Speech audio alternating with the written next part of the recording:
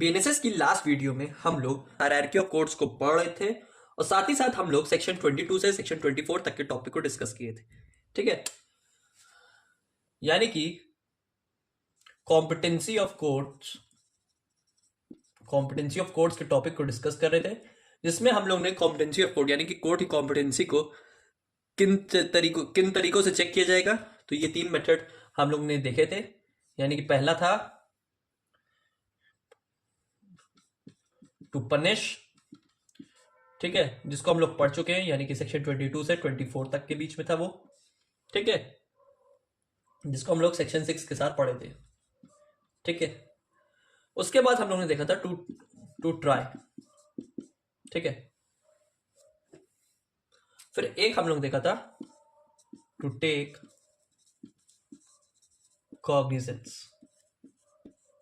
ठीक है, 3 तरीके से हम लोग ने कॉम्पिटेंसी ऑफ कोड्स की क्लासिफिकेशन को समझा था। तो इसमें आगे सेक्शन 22 और 24 BNSS। ठीक है, इसमें आगे हमारा सेक्शन 21 जो हम लोग पढ़ेंगे 232 और 362 को, और इसका जब हम मौका आएगा तब हम लोग इसको समझेंगे और इसके बारे में आगे पढ़ेंगे। तो इसको हम लोग ने डिस्कस कर लिया था, सेक्शन 22 से 24 तक के टॉपिक को डिस्कस कर लिया था। आज की वीडियो में हम लोग ये समझेंगे, सेक्शन 21 को पढ़ेंगे और साथ ही साथ सेक्शन 232 और 362 को पढ़ेंगे। ठीक है, अब देखिए, हम लोग ने लास्ट वीडियो में पढ़ा था कि कौन से कोर्ट के पास कितनी पावर है पनिशमेंट देने की, यानी कि कोर्ट ऑफ सेशन के पास कितनी पावर है पनिशमेंट देने की। ठीक है, एंड उसके बाद कोर्ट ऑफ सेशन के साथ हम लोग ने judicial magistrate first class, second class, CJM, ठीक है, हाई कोर्ट, अलग अलग कैटेगरीज में पनिशमेंट को हम लोग ने समझा था इन टर्म्स ऑफ कोर्ट्स। ठीक है, अब हम लोग समझेंगे कौन से स्पेसिफिक ऑफेंस के अकॉर्डिंग उस मैटर को ट्राई करेगा। ठीक है, तो यहां पे जनरली हम लोग सेक्शन 21 बात कर रहा है कि कौन से टाइप के ऑफेंस को हम लोग ट्राई करेंगे। ठीक है, सेक्शन 21 बात करता है courts by which offences are triable, कि किस तरीके के ऑफेंस को हम लोग यहां पे कोर्ट ट्राई करेगी। ठीक है, उसमें हम लोग ने पनिशमेंट की पावर को समझा था लास्ट वीडियो में सेक्शन 22 से 24 में, एंड इसमें हम लोग समझेंगे सेक्शन 21 में कि कौन से ऑफेंस को यहां पे कोर्ट ट्राई करेगा। ठीक है, तो यहां पे 2 तरह के ऑफेंस के बारे में बात की जा रही है, एक वो ऑफेंस जो हमारे BNS यानी कि IPC में दिया गया है, और वो ऑफेंस जो BNS और IPC में नहीं दिया गया है।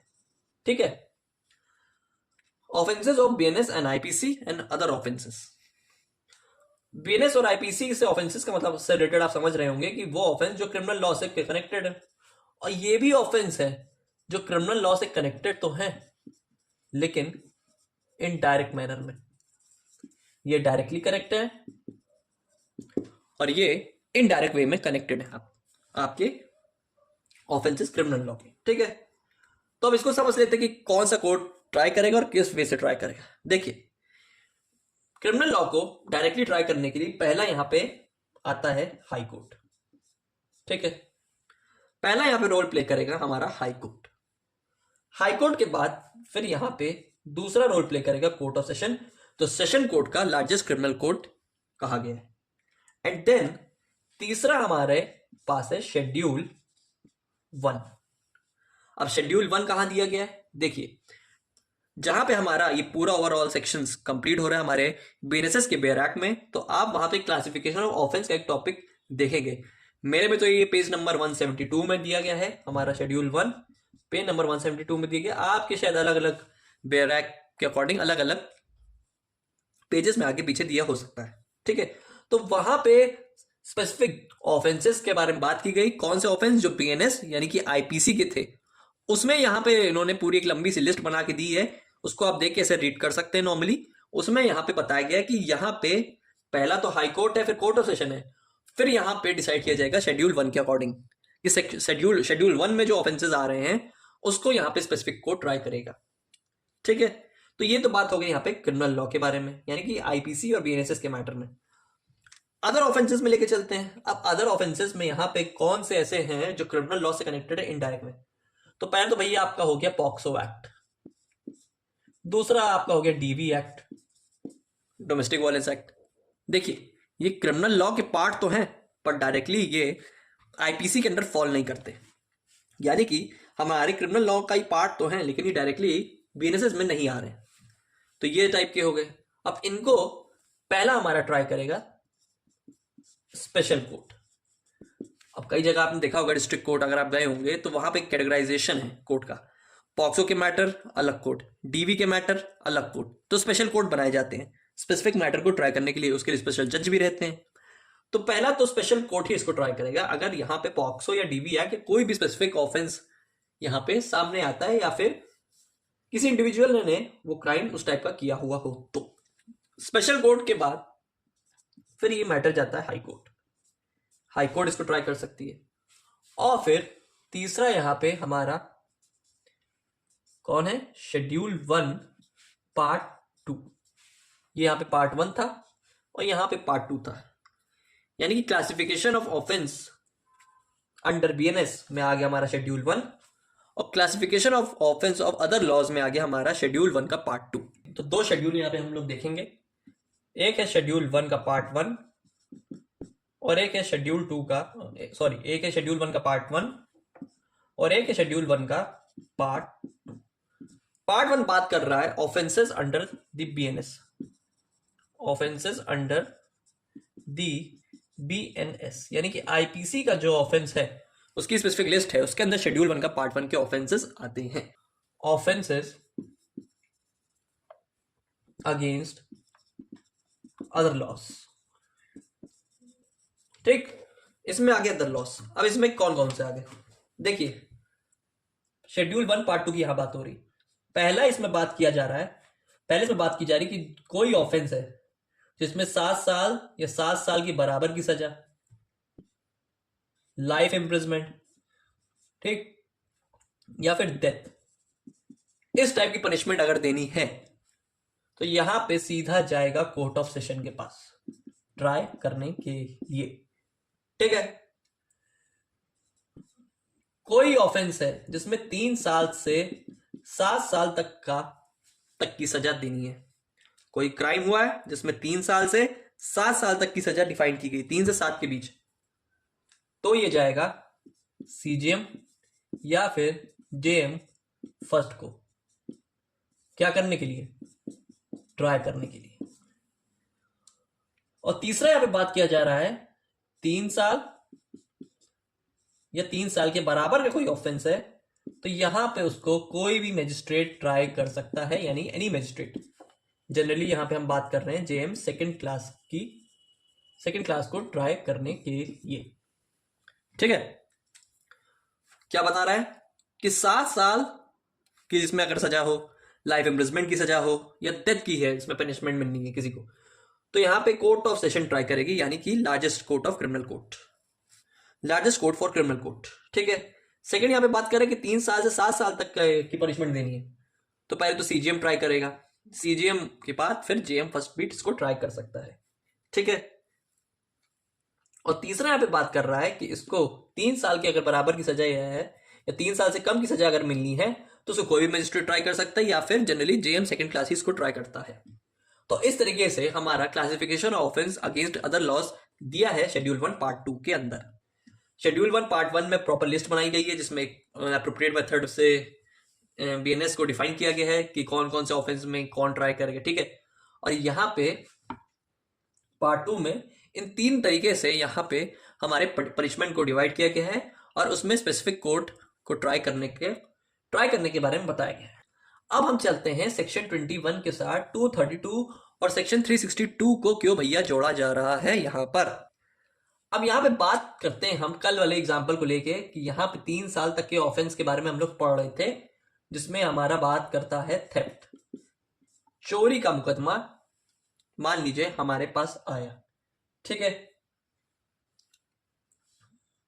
अब as per the schedule 1 part 2 3 साल का मुकदमा है जिसमें चोरी की है और सजा है चोरी की 3 साल, थेफ्ट की पनिशमेंट कितनी है 3 साल। अभी हम लोग क्या पढ़ के आए हैं कि 0 से 3 साल तक के पनिशमेंट कौन देखेगा, एनी मजिस्ट्रेट, वो मजिस्ट्रेट कोई भी हो सकता है, अपर लोअर जैसा भी हो, या फिर मेनली जेएम सेकंड 2 यानी कि जेएम क्लास 2 को चाहता है मैटर, ठीक है। यानी कि जेएमएफसी फर्स्ट क्लास भी इसको देख सकता है, या फिर जेएमएफसी सेकंड क्लास भी इसको ट्राई कर सकता है, दोनों इसको ट्राई कर सकते हैं, ठीक है। अब मान लीजिए, ठीक है, यहां पे एफआईआर दर्ज हुई।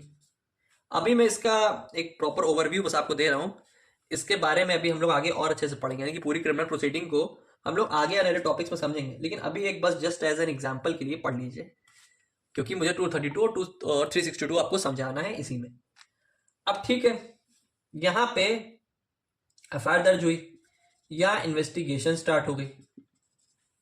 इन्वेस्टिगेशन के बाद पुलिस रिपोर्ट, यानी कि जिसको हम चार्जशीट बोलते हैं, इसको यहां पे पुलिस वाले ने यानी कि आईओ ने सबमिट कर दी कोर्ट में। कोर्ट में चार्जशीट आ गई, कोर्ट यानी कि मजिस्ट्रेट के पास चार्जशीट आ गई। कौन से magistrate? JM second 2, JM class 2 के पास यहां पे चार्जशीट आ गई। अब यहां पे उसमें कॉग्निजेंस उसने ले लिया, यहां पे उसने मजिस्ट्रेट ने कॉग्निजेंस ले लिया, यानी कि एक्शन ले लिया। फिर इसके बाद इसने आगे फर्दर इंक्वायरी कर पाई, ठीक है। अब यहां पे इंक्वायरी करवाई। अब यहां क्या लगता है इंक्वायरी के टाइम पे कि भैया ए ने जो यहां पे चोरी की थी, वो इंक्वायरी में पता चला कि यहां पे उसने चोरी प्लस मर्डर यानी कि आईपीसी 302 भी किया है। क्या मतलब यहां पे निकल के आया कि यहां पे उसने मर्डर प्लस थेफ्ट दोनों किया। अब बताइए इसकी पनिशमेंट यहां से बढ़ के कितनी होगी? थेफ्ट की 3 साल थी, ठीक है। मर्डर की आप बताइए यहां पे कितनी ऑफेंस होगी, ठीक है। यानी कि 302 मर्डर उसने अगर यहां पे किया है तो उसको 302 में कितनी सजा देनी चाहिए, कितनी सजा वो प्राप्त करेगा, ये आप सोचिए उसको कितनी मिलेगी सजा।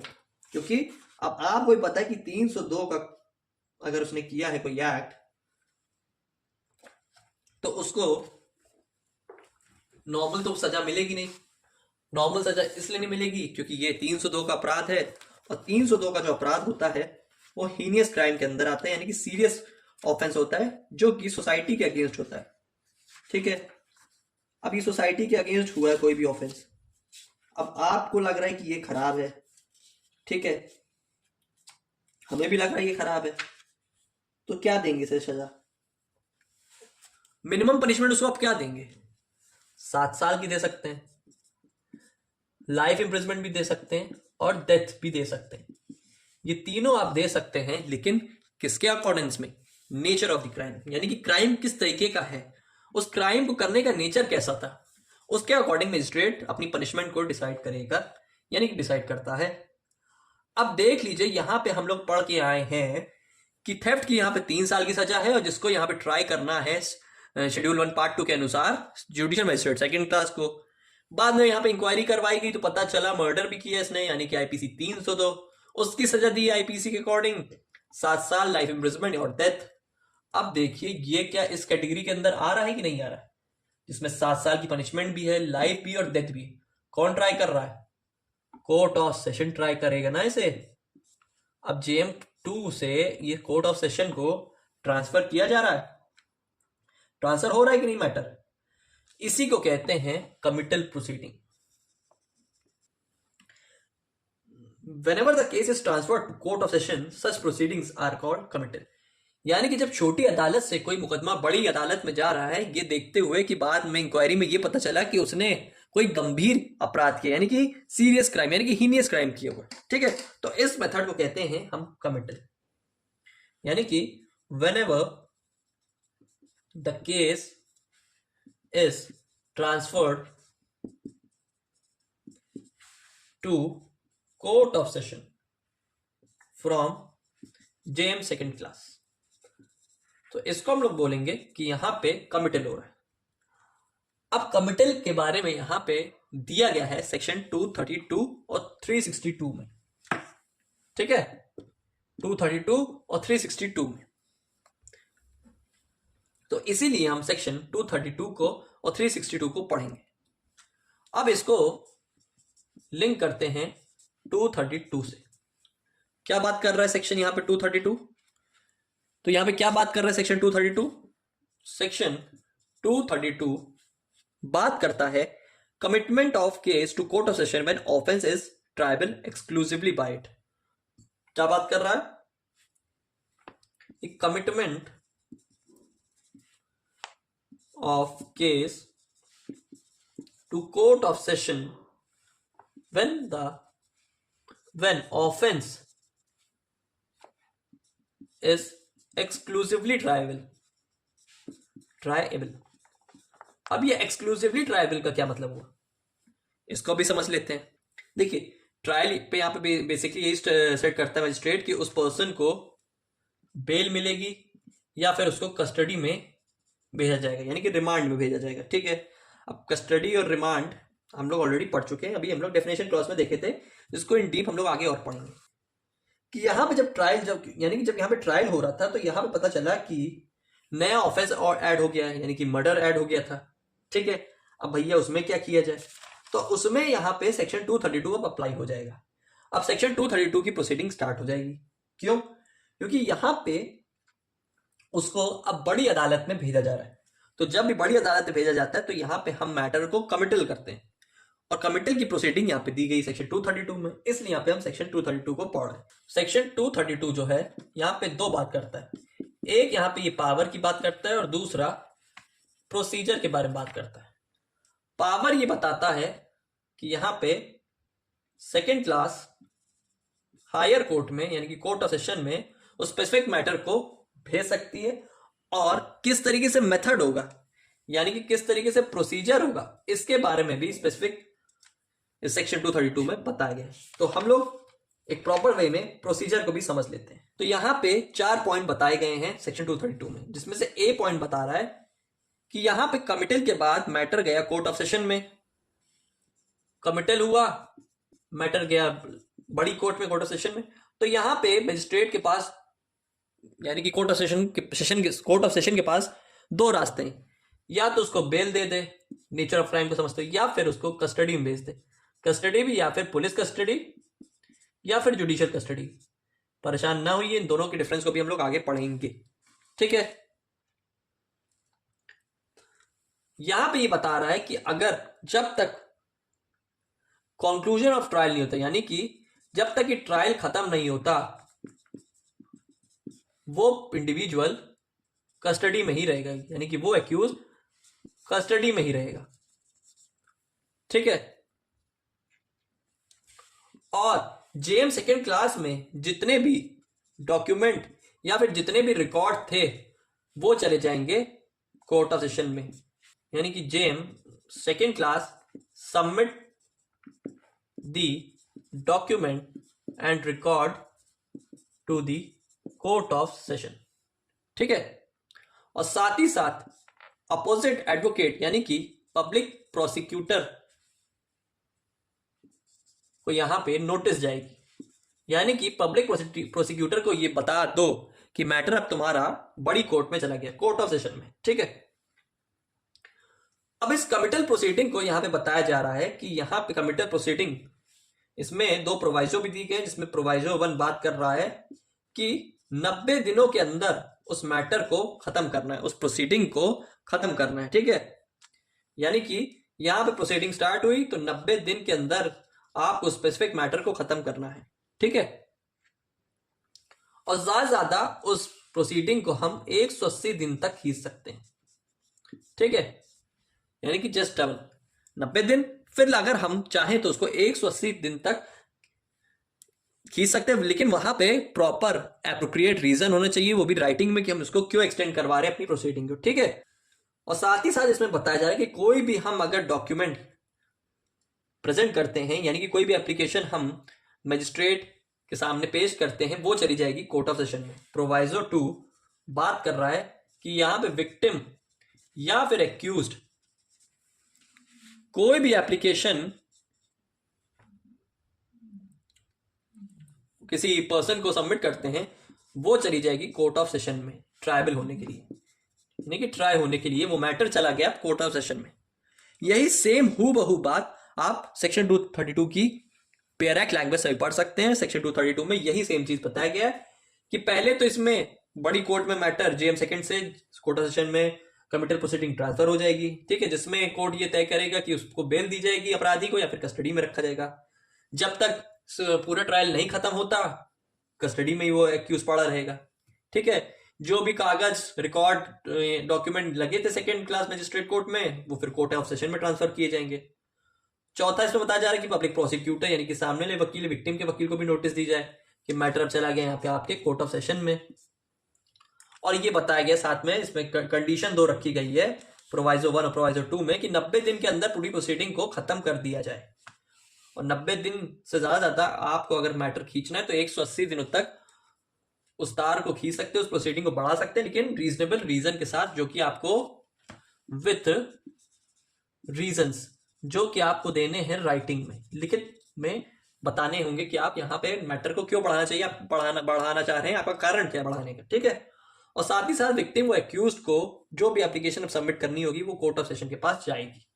यहां पे आपका सेक्शन 232 का कंसेप्ट होता है क्लियर, और 232 यहां पे हो गया खत्म। अब चलते हैं सेक्शन 362 पर। क्यों यहां पे 362 को भी जोड़ा जा रहा है, क्या मतलब है, क्या लेना देना है इससे। सेक्शन 362 पे चलते हैं, जो बात कर रहा है procedure when after commencement of inquiry और trial magistrate finds case should be committed. Procedure when after commencement of inquiry trial magistrate finds case should be committed। कि यहां पे जब एफआईआर दर्ज हुई थी, एफआईआर दर्ज होने के बाद जब मामला इन्वेस्टिगेशन ऑफिसर के पास गया, वहां पे उसने पुलिस रिपोर्ट चार्जशीट बनाई, चार्जशीट के बाद यहाँ पे कॉग्निजेंस लिया, कॉग्निजेंस के बाद इंक्वायरी हुई, फिर matter at the last stage trial तक पहुंच गया जिसमें कोर्ट को जजमेंट देना था, ठीक। अब यहां पे बात अटकी इंक्वायरी में और ट्रायल में, मामला फंसा इस जगह पे। अब इस जगह पे मामला क्यों फंसा गया इसका मैं रीजन बता रहा हूं, ठीक है। देखिए कि यहां पे जब मामला यहां फंसा इंक्वायरी और ट्रायल में, और जजमेंट फाइनल जजमेंट लिखने जा रहा था हमारा court of session, court of session यानी कि हायर क्रिमिनल कोर्ट, बड़ी कोर्ट की बात हो रही है, इसकी बात कर रहे हैं, यानी कि हीनियस क्राइम जहां हुआ है। तो यहां पे इंक्वायरी और ट्रायल की स्टेज की बात की जा रही थी जिसमें हमारा court of session judgement writing अपनी करने जा रहा था, लिखने जा रहा था, फाइनल ऑर्डर देने जा रहा था, ठीक है। यानी कि एक्यूज भैया जेल जाने वाले थे, ठीक है, ऐसी उम्मीद आ गई थी, ठीक है। तो यहां पे क्या सिचुएशन क्रिएट हो रही है कि, तो इसमें तो देखिए पहले तो मैटर कोर्ट ऑफ सेशन में ही जाएगा। क्यों जाएगा कोर्ट ऑफ सेशन में, क्योंकि देखिए यहां पे matter heinous crime serious crime की बात की जा रही है, सीरियस क्राइम में कोर्ट ऑफ सेशन तभी ट्राई करेगी जब मैटर 7 साल की सजा से रिलेटेड हो, लाइफ इंप्रिजमेंट हो या फिर डेथ पनिशमेंट से रिलेटेड हो, ठीक है। कि अब यहां पे लग रहा है कि उसको यहां पे वो उस मैटर को खुद ट्राई करना चाहिए। देखिए 232 में हम लोग क्या पढ़ के आए हैं कि मामला छोटी अदालत से बड़ी अदालत में जा रहा है। क्या मतलब कि जेएम सेकंड से सीओएस में जा रहा था, यानी कि 232 से मामला यहां से यहां आ रहा था, ठीक है। लेकिन 362 में मामला यही है, ठीक है, और वो उसको आगे ऊपर और नहीं भेजना चाह रहा है। पहले पूरी बात को ध्यान से सुनिएगा, और ना वो इस मामले को नीचे भेजना चाह रहा है। तो बात यहीं पे फंस रही है। क्या बता रहा है कि आफ्टर रिकॉर्डिंग सम एविडेंसेस, कुछ उसने एविडेंस यहां पर रिकॉर्ड किए, क्योंकि इंक्वायरी में ही एविडेंस आपके रिकॉर्ड किए जाएंगे। ये एविडेंस रिकॉर्ड करने का स्टेज आती है आपकी, ठीक है।